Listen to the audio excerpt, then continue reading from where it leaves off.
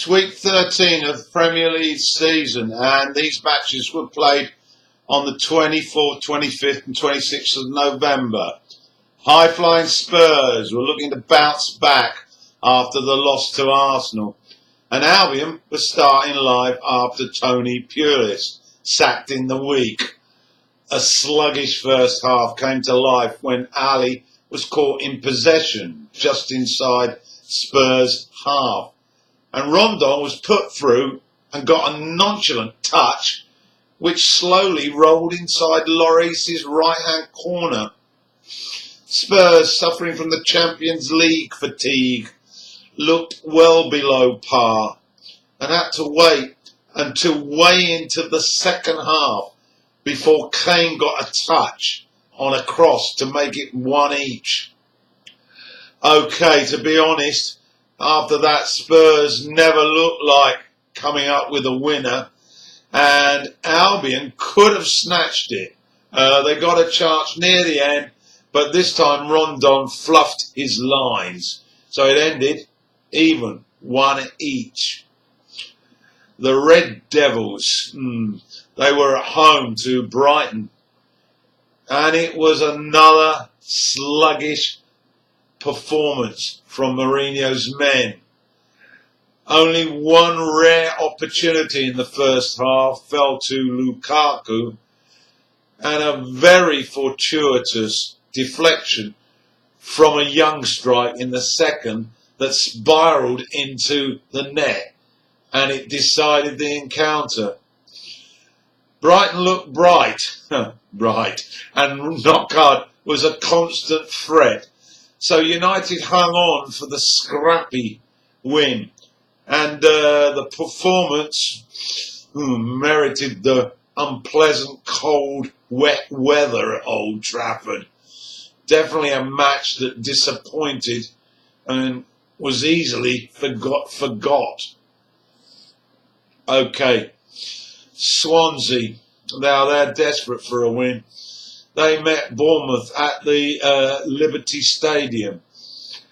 Now Bournemouth wanted to press on after a good win last week, but Swans started brightly, and Ayew hit the bar after only 3 minutes.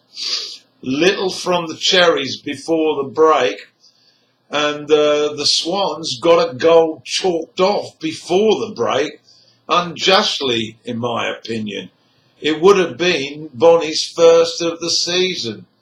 Anyway, into the second half, and a game lacking any real spark. We had some fisticuffs between Lee and Ibe. That woke a few up in the crowd. Fur had a chance to win it late on, but it ended up goalless. West Ham. West Ham's first home game with Moyes at the helm. They took on Leicester on Friday night at the London Stadium. And in the 8th minute, a Vardy cross found Old Brighton, who stabbed in his first goal of the season from a deflection. West Ham responded. They responded quickly, and Aguna, I don't think that's the correct pronunciation, forced a sharp shave from Schmeichel. And on the stroke of half-time, Kouyaté connected with a scruffy header from a corner. That put the Hammers back level into the second half, and the Hammers had the better of it. The clear-cut chances were few and far between. So it ended one each. Moyes put a brave face on it again and said things were improving. St James's Park. Newcastle, having lost 3 in a row, were hoping to get back on track against a confident Watford. But from the start, Watford looked at the races and contained Newcastle's early energy. And they pushed on, even though the passionate crowd were trying to raise Newcastle. Anyway, that crowd, that Geordie faithful, was silenced on 19 minutes when Hughes swept home a Richarlison cross from the left into Elliott's net. A couple of minutes later, Watford should have been 2 up. They had another gilt-edged chance, but it was still clear that the Hornets sensed Newcastle were there for the taking. And in stoppage time, at the end of the first half, a left-wing cross was deflected in at the near post, giving Benitez a bigger headache at the break. Now 2 down. Second half, and Watford continued to look the more dangerous. Gray had a couple of chances, and then on 62 minutes, that man again, Richarlison, what a buy he's been, sent in an inviting cross, and Gray slid in Watford's third. Newcastle were very poor, but Watford now 7th, looking good value for it. Okay, over to Selhurst Park now. Stoke were the visitors. Benteke was starting for, I think, the second time this season for Palace. In the first half, we hardly noticed him. In fact, it was lacking anything much to remember. However, within 8 minutes of the restart, we were treated to a touch of class as that Swiss maestro Shaqiri gathered the ball just inside Palace's half. He glided past 2 defenders as if they weren't there, and on the edge of the penalty area, with that sweet left foot, slotted in a beautiful shot into Hennessy's left-hand bottom corner. Stoke 1 up. That certainly livened things up, and within minutes, Loftus-Cheek had equalised, ghosting in at the far post, with Stoke's defence nowhere. So that was 1 each. Hughes threw on Crouch again, hoping he was going to come up with some magic, but this week it evaded him. Shawcross missed a sitter from a yard out, and God knows how he managed it. But as time added started, a bit of magic from Saha found Cabaye at the far post. His sharp stab across goal found Sacco, who converted from a few yards. And Hodgson had his win. Jubilation for Palace. But Hughes mystified his team's inept defending. So to the match of the round. Liverpool trying to regroup after the collapse in Seville. And Chelsea knowing that this would be a much more severe test than what they had in the Champions League last Wednesday. As expected, it was a fast-paced game.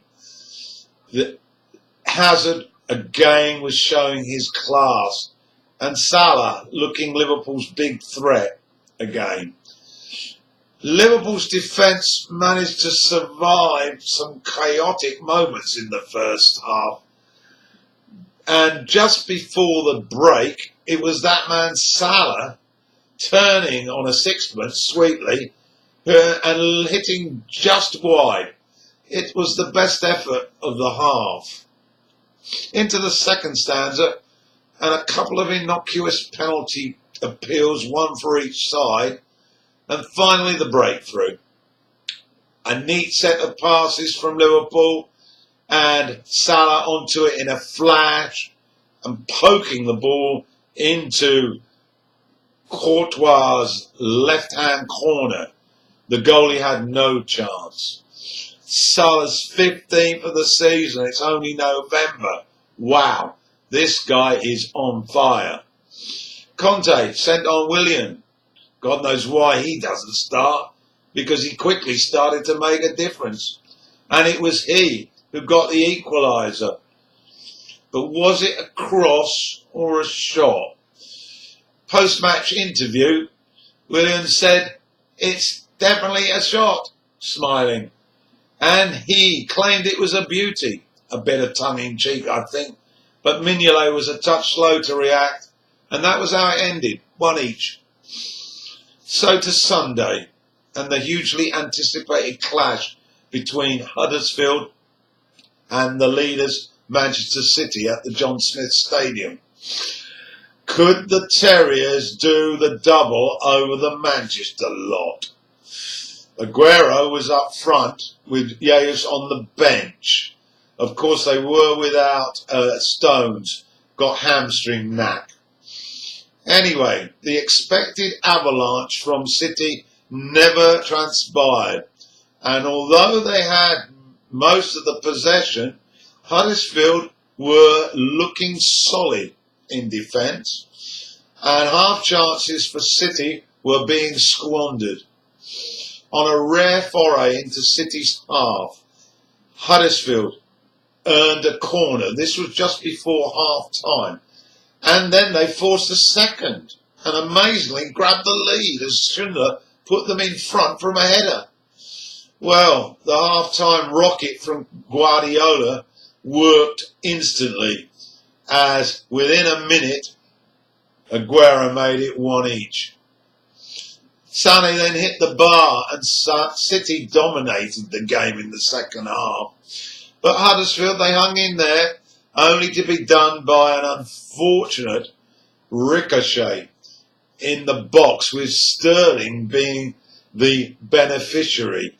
He gratefully accepted, and as the ball went in off his knee, and City got their 2-1 win. It was their 12th win in a row, and that is now getting very close to the record of Arsenal's. The match ended with a red card being given to La Parra for an unpleasant incident with Sané, the cause of which was a mystery to me, but maybe it was a headbutt. Everton. Oh, Everton. Woeful against Atalanta in the Europa League last Thursday. Arrived at St Mary's still without a manager. Austin started up front in place of Gabbiadini for the States, and he was quickly into his stride with 2 chances early on. However, it was Tadic who shot Southampton in front on 18 minutes. Everton replied quickly with a beautifully hit curling shot from Sigurdsson outside the box that hit the bar on its way in. That was his first for Everton. This took us to the break, but it proved a false dawn for the Toffees, as Austin got a brace, courtesy of 2 headers from the left foot cross, and a fourth from Davies with a shot from the edge of the box. Everton looked a forlorn mess at the final whistle. And whoever gets the job will have a mountain to climb, as these players are at rock bottom confidence-wise. As for Southampton, first 4-goal haul of the season. Okay, final game saw Arsenal head to Turf Moor, where their record is very good. They've often edged it 1-0. Ozil was out, sick. But other than that, club's at full strength. Now, Burnley showed us why they have been in the top 8 for large chunks of this season, and doing it by playing neat, fast touch football. And they matched Arsenal throughout the first half. In fact, throughout the match. There weren't too many clear-cut chances, but the game looked like it was heading towards a competitive 0-0 when the ref, Lee Mason, awarded a penalty to Arsenal with only minutes left for a push on Ramsey in the box. It was very soft, but Sanchez accepted the gift, repeating what he did last year, and those Gunners back to their lucky 1-0s. They had the 3 points. Burnley, well, they'll take comfort from the fact that they were well worth a point. Okay, we have some midweek matches this week on Tuesday and Wednesday, so there'll be another wrap-up on Thursday. But that's it for week 13. Goal of the week, that magician, Shaqiri, a wizard of a run against Palace.